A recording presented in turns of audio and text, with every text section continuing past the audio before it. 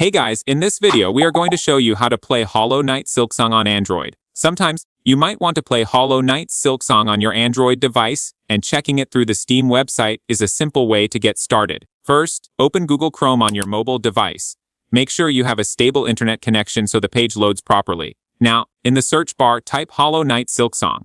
Next, scroll through the results and tap on the Steam link. This will take you to the game's official store page.